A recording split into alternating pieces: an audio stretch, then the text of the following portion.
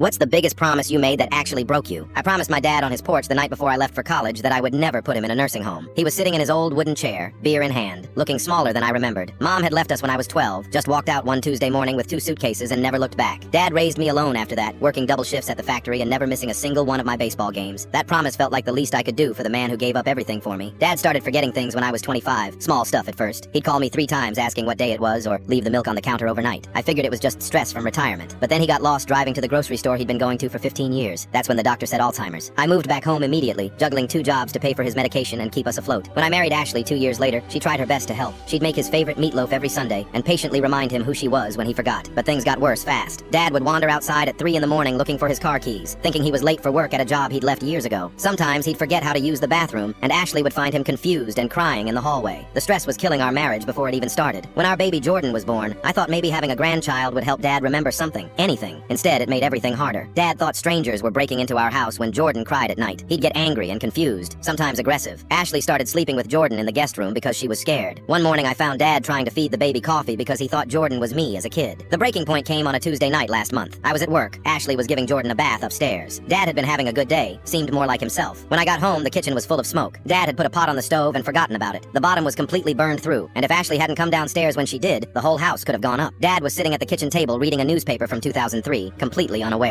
That night, Ashley sat me down after Jordan was asleep. She was crying, which she never did. She begged me to consider a memory care facility. She'd already researched places, found one 20 minutes away with good reviews and accepting Dad's insurance. I lost it, started yelling about broken promises and how she didn't understand what my dad meant to me. She just sat there taking it, then quietly said she couldn't live in fear that our baby might get hurt. I fought her for 3 more weeks. Dad got worse. He stopped recognizing me most days, kept calling me by my uncle's name. One morning he looked at Jordan and asked Ashley why she brought a stranger's baby into his house. He seemed genuinely frightened, like this 8-month-old was some kind of threat. That's when I knew Ashley was right, but I still couldn't do it. The facility was nicer than I expected. Clean white walls, friendly nurses who actually seemed to care. Dad's room had a big window facing a garden. When we moved him in last Wednesday, he didn't fight it or ask questions. He just sat on the bed looking confused while I unpacked his clothes. The hardest part was hanging up the photo of us at my high school graduation. In the picture, he's grinning like he just won the lottery. I avoided visiting for 2 weeks because I felt like the worst son alive. I'd broken the one promise that mattered most, but yesterday Ashley practically dragged me there, said I was being selfish hiding at home. When I walked into Dad's room, he was sitting by the window. He looked up and smiled, not the confused smile he'd been giving everyone, but a real one. "Hey kiddo," he said, like no time had passed at all. A nurse named Patricia pulled me aside before I left. She said Dad had been calmer since arriving, less frightened and agitated. There was always someone there when he got confused, always someone to redirect him when he wandered. For the first time in months, he was sleeping through the night.